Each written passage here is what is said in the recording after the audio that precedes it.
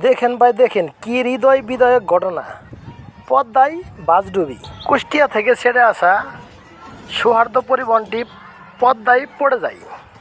ফেরিতে উঠতেই কিন্তু পদ্মা নদীতে পড়ে যায়। এতে এখন পর্যন্ত 23 জনের মরদেহ উদ্ধার করা হয়েছে। কালকে রাতভর চেষ্টার পরে কিন্তু এই মরদেহগুলো উদ্ধার হয়েছে। দেখেন কি একটা ঘটনা।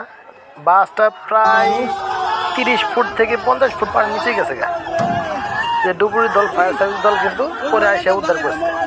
আর সাধারণ জনতা যারা জানালা দিয়ে বের হয়েছে তারা কিন্তু এই যে পড়তেছে, বাঁচতেছে। হায় আল্লাহ, কি একটা দুর্ঘটনা ঘটে গেল চোখের সামনে। দেখেন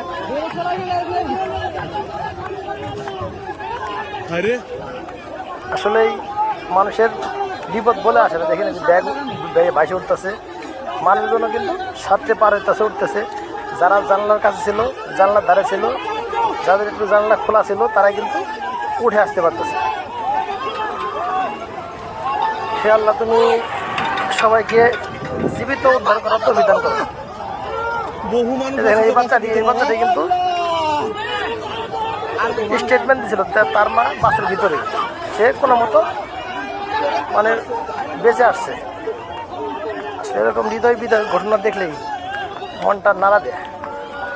ঈদের আগে পরে অনেক মানুষ কিন্তু এরকম দুর্ঘটনার শিকার হয়েছে। আল্লাহ তাআলা সবাইকে ভালোভাবে সুস্থ রাখুন। অবশ্যই পারলে ভিডিওটি শেয়ার করে ওনাদেরকে দেখার সুযোগ করে দেবেন। ভালো থাকবেন সবাই এবং দোয়া করবেন এই অ্যাক্সিডেন্টে যারা ক্ষতিগ্রস্ত হয়েছে তাদের জন্য, তাদের পরিবারের জন্য।